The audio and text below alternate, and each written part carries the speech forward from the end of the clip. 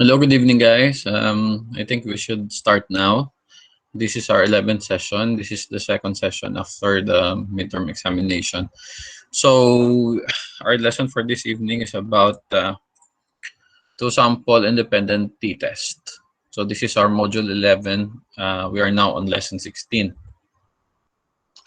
Before anything else, let me reiterate your objectives for this evening. Number one is to discuss the importance of comparing two or more groups. Number two, value the importance of comparing two or more groups. And number three, understand the basic concepts comparing two or more groups. So for hypothesis, we have HO. HO is your null hypothesis, and HA is your alternative hypothesis. So all of your sample t-test, sample for independent means, starts with your hypothesis grid. So as I've said, there are two kinds of hypothesis: your null hypothesis, or and your alternative hypothesis. Your null hypothesis is stated into a more unexpected statement. Like for example, it's the population mean of one group equals the population mean of the other group. And then for the alternative hypothesis, it's more on the positive note of statements. So example is the population mean of one group does not equal the population mean of the other group, or U1 is not equal to U2. So this test can also be conducted with a directional alternate hypothesis, meaning to say HO, or your null hypothesis, the population mean of one group equals the population mean of the other group, or U1 is equivalent to U2. So it's similar to the first HO, or the null hypothesis. For the alternative hypothesis, we have the population mean of one group is greater than the population mean of the other group, meaning to say U1 is greater than U2. So the test statistics for a two-sample independent t-test is calculated by taking the difference in the two sample means and dividing by either the pooled or unpooled estimated standard error. So the estimated standard error is an aggregate measure of the amount of variation in both groups. So more of this is the degree of freedom. So the formula for the degree of freedom is T is equivalent to mean 1 minus mean 2 all over the SE, or the summation of equivalent functions. For the assumption, we have number one, we have random samples. Number two, we have independent observations. Three, the population of each group is normally distributed. And number four, the population variances are equal. So we're going to have a demo in Excel. Before we can do a sample t-test, it must be that you have analysis button sa Excel. So i-check ninyo guys ang inyong Excel kung may analysis button na kamo kung may dyan kung ay. Pero as I've said, amuday mo on naton do karon. So number one, click the file tab, click options, and then click add-ins category. So in the management box, select Excel add-ins and then click go. And then in the add-ins box, check the analysis tool pack checkbox and then click OK. So this is just a very simple direction or steps in which you're going to activate your analysis tool pack. So hindi kita, as I've said, hindi kita guys himo ka t-test where two sample means kung hindi ninyo ma-activate ang analysis tool pack sa Excel ninyo. So i-demo natin anay, no? Okay, let's have a demonstration first. Stop presenting anay. So let me open my Excel. And then, okay. Okay, guys. So let's have, let's undergo the steps kagina so that we can, let me present my entire screen so that you can see.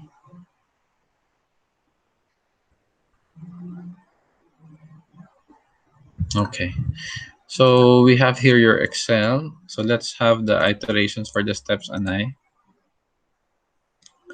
So based on the steps that we have, we're going to click the File tab, click Options. Okay, File tab and click Options. File tab is here. This is the File tab. And then we have add to kamo sa more. Okay, so kay dyan nakabilong ang options. So after that, you're going to click Options.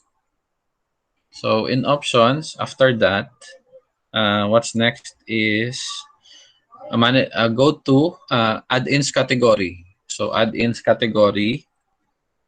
So for the add-ins category, we have add-ins is this one. Okay. Add-ins. And then we have, pilion nyo guys ang analysis toolpack dayo. Okay. So this one. Then, after that, what we're going to do is to select Excel add-ins and then click Go. Okay. So, check na to na. So add-ins, and then we have the analysis toolpack. So sa manage guys, you can see here Excel add-ins. Okay, check ninyo ha. So check ninyo analysis toolpack here. No, highlight man siya automatically. And then we have the Excel add-ins. Okay. Then after that, you press OK. Okay. So after that, guys, let's see.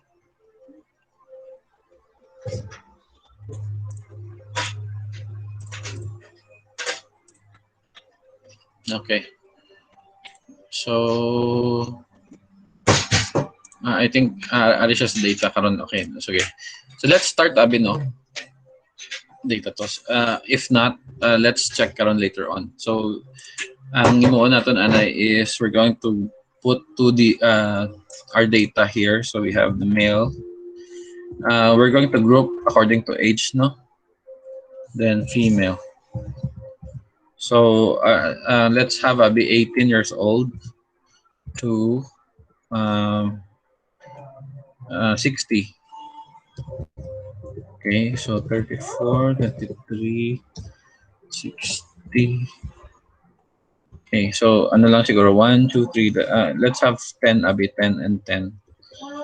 34, 45, 55, 51, and 23. Okay, sa female naman, okay, fill up na ito siya, Nay. So we have 34, 60, 8, 19, 23, 26, 45, 28, 12, 18, and 54. So, ako nabi mo na guys, no? Okay, so after that, okay, so check na to, Anay. In the management box, add-ins category, manage box, select Excel add-ins, and then click Go. In the add-ins box, check analysis toolpack box, and then click OK. Just load and activate the analysis toolpack. Okay, sige. So, analysis, supposedly, the analysis toolpack will be okay in our this one.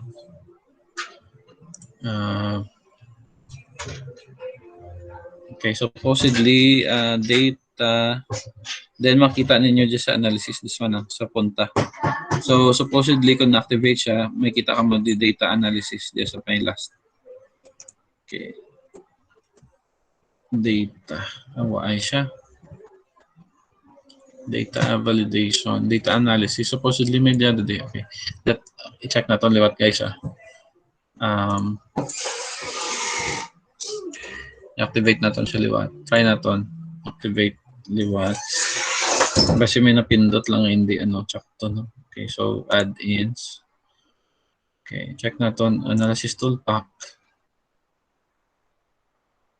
Then go. Okay. Pag go na ito siya, i-click niyo add-in sa available and then press OK. Analysis toolpack lang. Hindi niyo guys pag pilion ng VBA, no? Analysis toolpack lang siya. So, click niyo ang go. Then okay. Ara na siya. So we have the analysis toolpath. Kita nyo na diyo. Okay, liwat.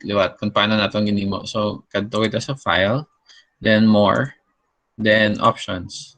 Pag kadto sa options, we go to add-ins, and then check pilion natin analysis toolpath. So after that, you go to manage, and then you click Excel add-ins, then you press go. So pag go, yung click nyo lang dyan, ang analysis toolpath, and then press OK. Okay? Pag press nyo OK, magwa doon ang analysis, data analysis nga tools. So you go na guys, you click this one. Pangitaon naton de sample are na siya. T-test paired to sample for means. Okay? So in that variance, ano naton t-test paired to sample for means. Okay, so guys, okay, t-test paired to sample for means, and then you press OK. Then mapili kita guys ka variable range. Ang first naton nga variable range is ang sa male naton nga data. And then ikaduha naton nga ano is this one. I-highlight nyo lang da. Okay, then pwede niyo siya mean difference 0 siguro, 0. Mean difference 0, no? Then okay. Okay, so after so luwat.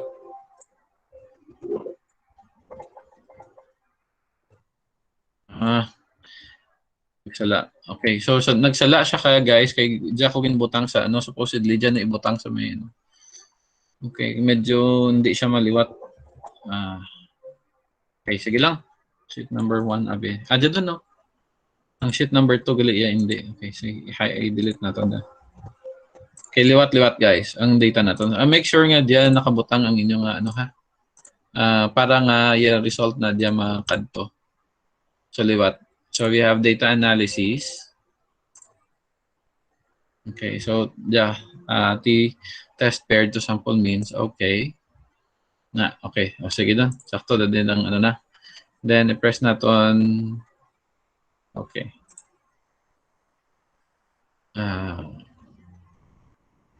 So ikaduha gali siya ng ano guys. Duha ka sheets. Diyan siya naka ano. So okay man da guys, pareho man lang dagyapon. Usually ang dapat kada diyan di dampi Pero ginbutang na di sa dang piyak na tab. Pwede okay man da guys. So the same thing. Amo do jagwa na. Ano nyo lang siya.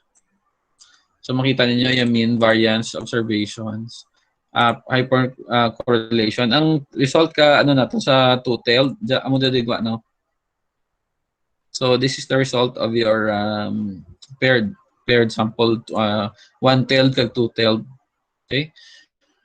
So sa Excel guys, amo dayo doon na. Then screenshot nyo lang kag i-upload sa Google Classroom naton. Whereas sa SPSS, ang sa SPSS naman, so hindi nyo pagduraon yung data naton sa Excel. Kaya mo dayo gamiton naton sa ano sa SPSS. So duha nun ka variables siya himuon naton. So we have the two sample t-test kay duha ka bilog na variable no. So brown naton kung butang naton isang variable para sa male and then for the female. Okay, so numeric man siya. Then value, ang measure niya scale siya. Amo lang daya ano ninyo. No more labels guys Decimal pwede man. Then go to data view and then copy paste ang data naton gina sa sheet number 1. Ang result na is sheet number 2. Pero ang naton is sa sheet number 1. Okay. So then brown nyo, copy paste lang siya. Kadto de.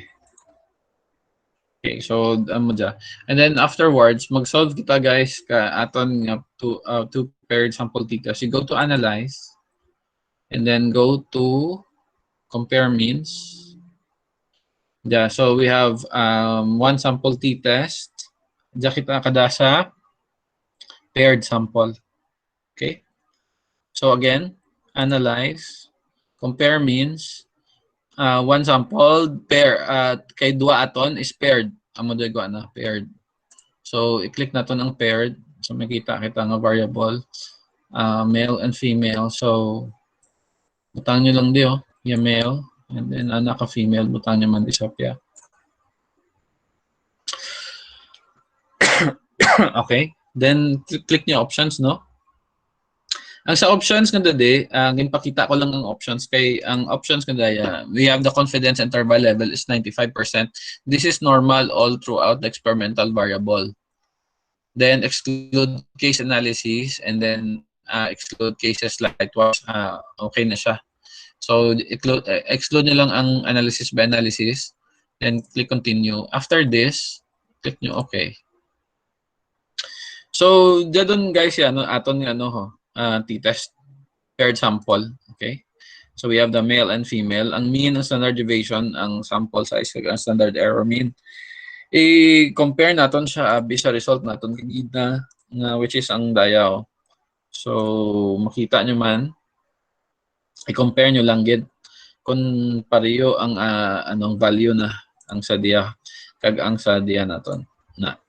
So mean abi 38.8 and 35.2. So ang ano na is 38.8 and 35.2, so correct siya. Then variance na why man nabutang yung variance. So standard deviation lang. Standard deviation. Degrees of freedom naton is 9. Ang meaning ka degrees of freedom is ang pinakahanggod naton guys, ang pinakataas naton nga value i-minus nila sa pinaka-lower nga value. Like for example, ang data naton abi kay gina, ang sa data naton daw ang sa male 18, ang pinakataas is 18, ang pinakanaba agli sa 18, pinakataas is 60. So 60 minus 18 amo dayagwa na no. Or ang degrees of freedom nga value. Okay. Or ang pinaka nga value gali, I'm sorry, bukot amo da guys. Ang degrees of freedom is gina-determine kung piraya ng ka value within sa range nanda. So sa range nanda, meaning to say arrange na from brackets to bracket. Gin-divide na by 60 sa bracket nga pakadto sa 18. So 9 ang range kana nga standard deviation. Okay, so ang formula na to kag ginabala. Okay, so we have ang standard deviation kadua, standard deviation katingog sa paired 1. Ti nantawon ninyo ang standard error mean niya kag ang significant value yun na is paired sample of correlation. Sa correlate ko na compare ninyo kung i-correlate niyo siya. Ti ang na is this one 0.642. Nantawon naton kung kita nyo 0.642. Amo dito So parehas na guys.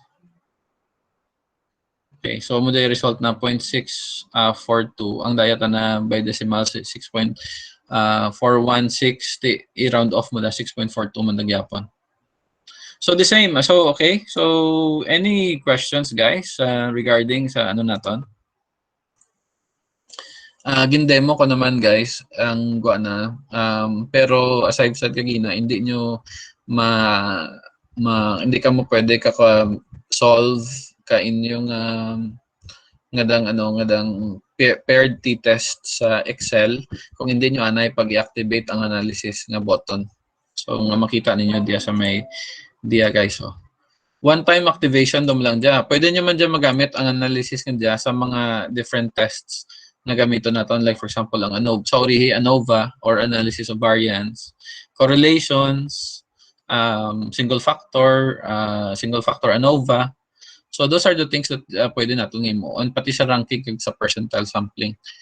So amo da gani nga guys, ang Excel hindi lamang pang accounting pwede man sa analysis kag sa mga computations ka statistical tool nga pwede niyo mabutang.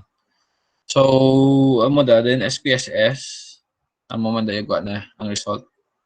Okay? Okay. So i-solve ninyo guys naton into two ways, ang sa Excel kag sa Power SPSS. Don't forget ha.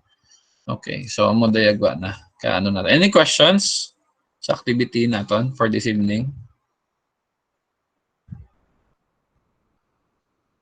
Okay, do you want to have another example Or okay do tong example natin Vina? Or liwaton na to guys ang steps para sa activation ka analysis tool pack ninyo.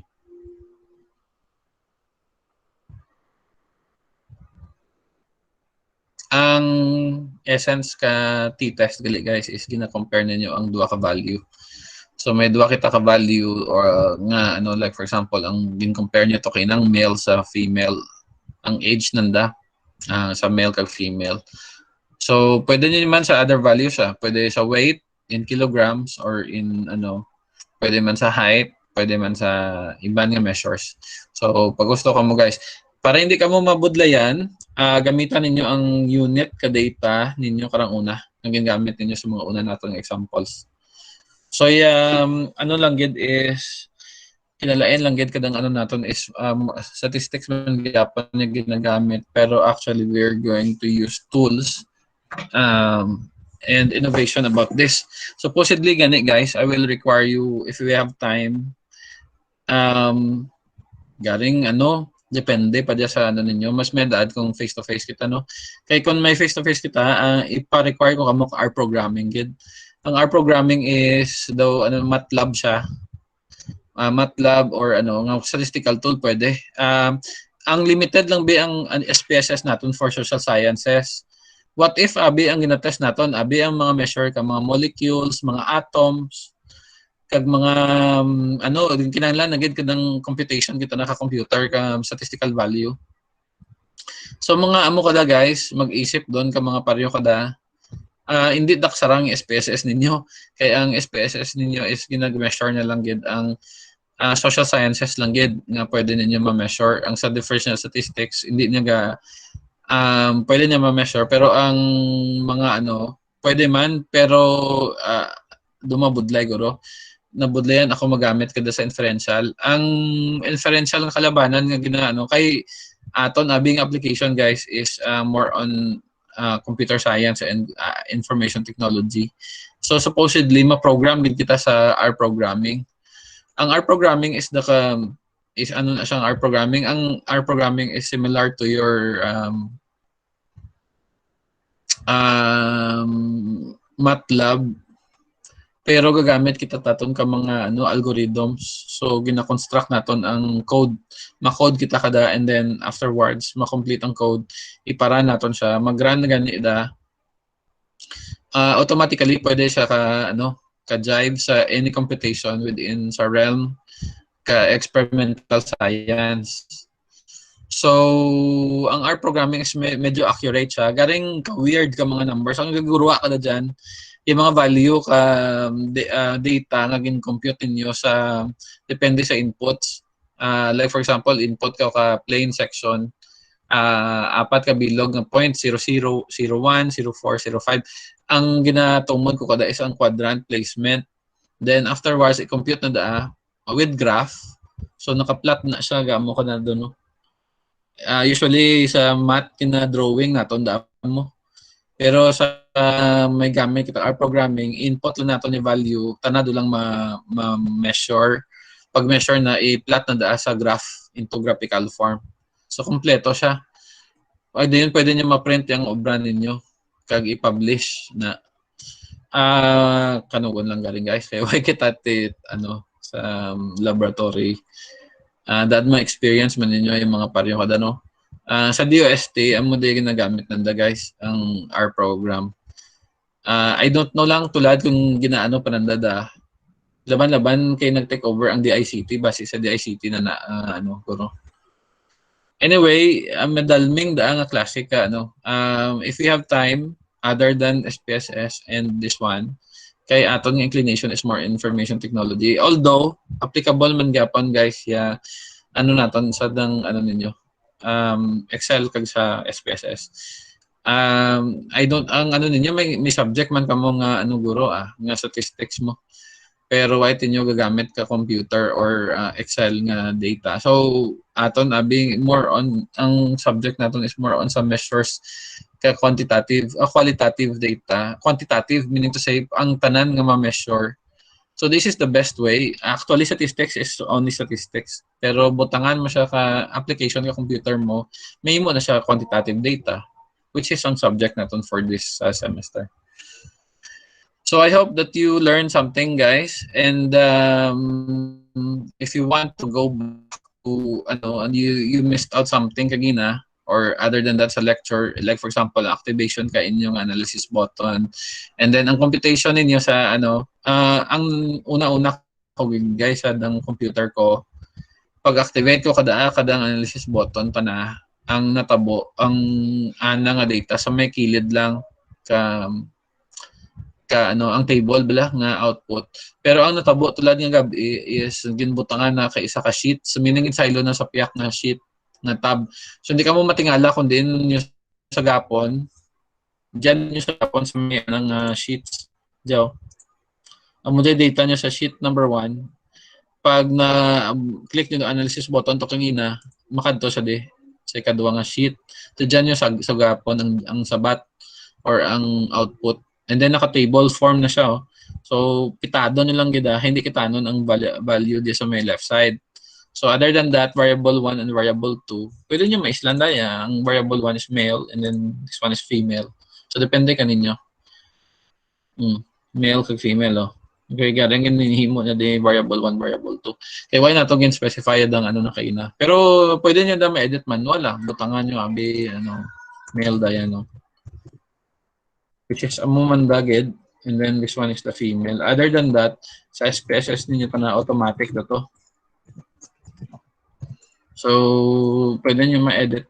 Pero dia, automatic siya nga makita. Diyan doon, male and female now. Okay. Automatic na. Diyan standard deviation mo, standard error, significance, and ang two-tailed nga result. Degrees of freedom 9, yung p-value, upper or lower nga bracket sa 95%. Kung kumpito nyo da manual, malawig na nga klase ka table. Kaya i-plot ninyo kung diin ang pinaka-higher ang lowest na. Pero sa SPSS, automatic lang siya. So this one, naka-table form pa. Okay? Why ko gali no? Ay, sorry. Why ko ma-present? Liwat. Again. Base ninyo, yung department ko mag-share screen, no? Ang namin ko kagina, suliton ko lang. Duro man time na to, guys, ha? Namin ko kagina, gali, ang sa to paired sample 2 means, jakina variable 1, variable 2, ginislan ko lang siya ka male kag female. Kay variable 1, variable 2 kay inade. And then ang value naton nga 0.64, which is the same sa output naton ang upper lower dia no. Ang correlation ko standard deviation, ang standard error, ang mean. So na compare ninyo ang mean dia, ang sa Excel amo man ang mean automatic diyan na belong man sa. And then ang computation sa dia is automatically na. Okay? So mo lang dito tandaan niyo guys. Okay, don't save lang. Ako why ko doon gina-save Okay, pwede niyo man dama Okay, so check attendance lang kita. Other than that, kung may question ka mo, una gid si Roseanne.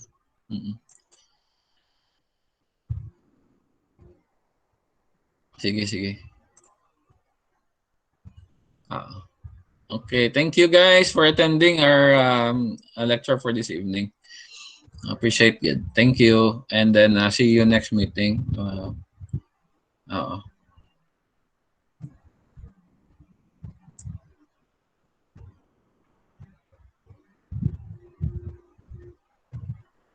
Okay. So, may tugon ka mo, why? Shout out lang. Shout out kaninyo tanan. Shout out kay Justin, tanan pinakauna di kay na nagsulod. Shout out man kay Vince.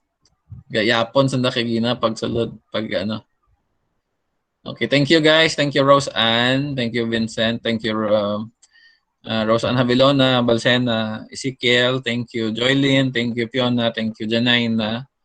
Thank you Alena. Thank you Rosemay. Duro pa, 21 bilog. Dahil lang, ano saan? Thank you, Henry Austria. Bye. Sir. Kay Henry, thank you, good.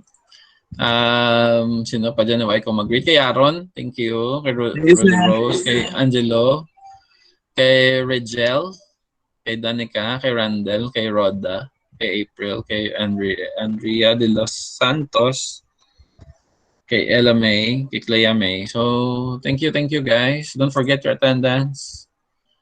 Okay. Okay, Sento. Kinulit doon. Pwede do ka kinulit, ah.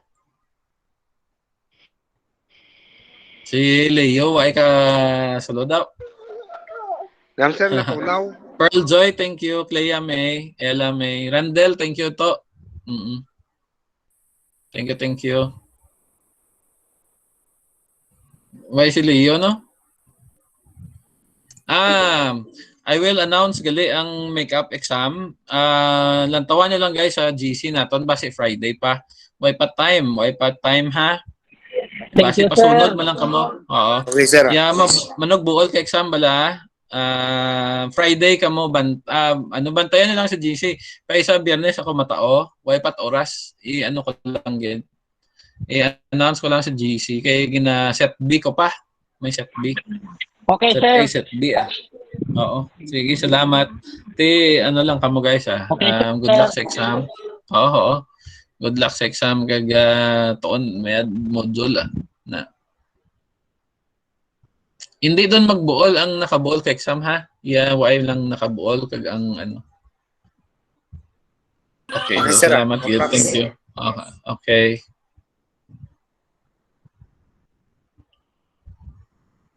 Bye-bye, sir. Okay, bye. Stop ko the recording, anay.